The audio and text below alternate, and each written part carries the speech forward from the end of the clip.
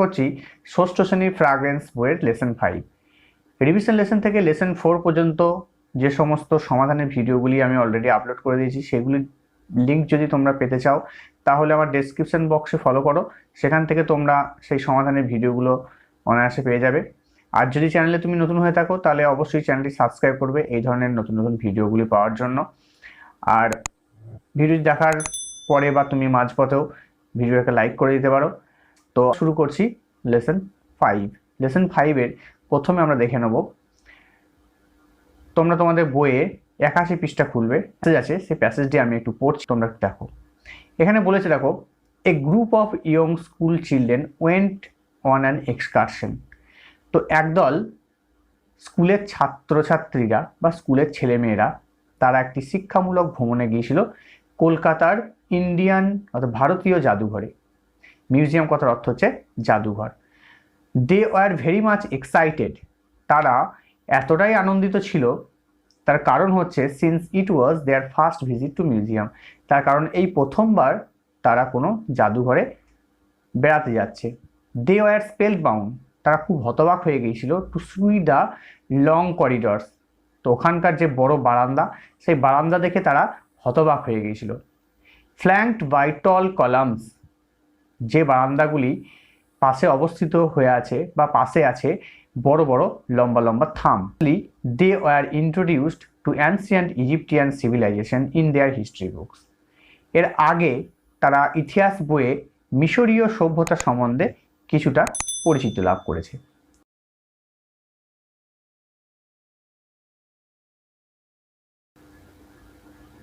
So they were very much eager to visit in the Egyptian gallery in the museum, তাই তারা খুবই আগ্রহী হয়ে আছে ওই ইজিপ্টের প্রদর্শনী কেন্দ্রটিকে দেখার জন্য।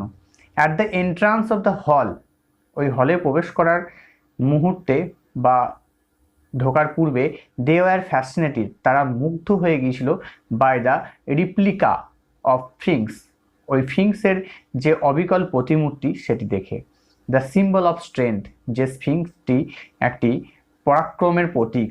In the centre of the dark room the school children huddled around a long glass case, ওই অন্ধকার ঘরের মাঝে ছেলেগুলি সব জড়ো হয়েছে একটি বড় কাঁচের বাক্সকে ঘিরে।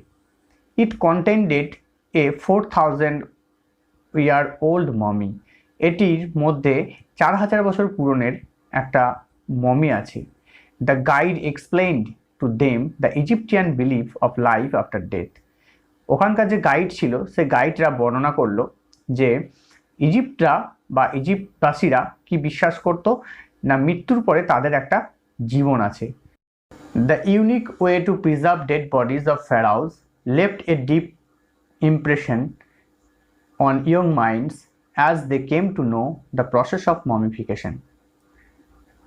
ইজিপ্টের রাজাদেরকে ফেরাও বলা হয়, তো সেই ফেরাওদের মৃতদেহগুলিকে একটি অদ্বিতীয় পদ্ধতিতে সংরক্ষণ করে রাখা হতো। সেই পদ্ধতিটি এই ছোট্ট ছোট্ট মনগুলিকে আরও আগ্রহী করে তুলেছিল যখন তারা জানতে পেরেছিল যে কিভাবে এই মমিগুলি তৈরি করা হয়। Their teacher told them the facts related to the discovery of boy king তুতেনখামাম's mummy. তাদের শিক্ষক মহাশয় বালক রাজা তুতেনখামামের মমি কিভাবে আবিষ্কৃত হয়েছিল সেই বিষয়ে তাদেরকে জানালেন। Their curiosity knew no bounds when they came to know that the king died at the age of 19 only. তাদের আগ্রহ বা তাদের উৎসাহ আরও বেড়ে উঠল যখন তারা শুনল যে এই রাজা মাত্র 19 বছর বয়সে মারা গেছে। তো এটা ছিল অর্থ। এরপর আমরা চলে আসছি অ্যাক্টিভিটি 1-এ। অ্যাক্টিভিটি 1-এ বলা হয়েছে ট্রু অ্যান্ড ফলস, অর্থাৎ যেগুলো ট্রু সেগুলো ট্রু লিখতে হবে এবং ফলস লিখতে হবে, তাদের একটা সাপোর্টিং স্টেটমেন্ট তোমাদেরকে করতে হবে। দ্য স্কুল, তো এটা ছিল আগ্রহ বা তাদের উৎসাহ আরও বেড়ে উঠল যখন তারা শুনল যে এই রাজা মাত্র 19 বছর বয়সে মারা গেছে।